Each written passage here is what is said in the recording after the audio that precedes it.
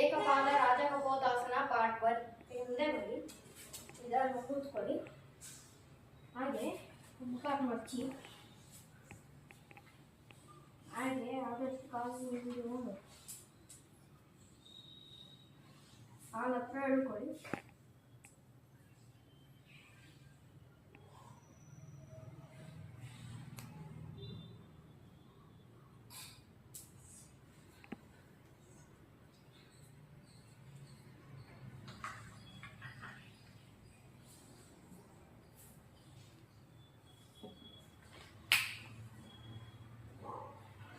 ಉಸಿರಾಡಿತ ಮೇಲೆ ಬನ್ನಿ.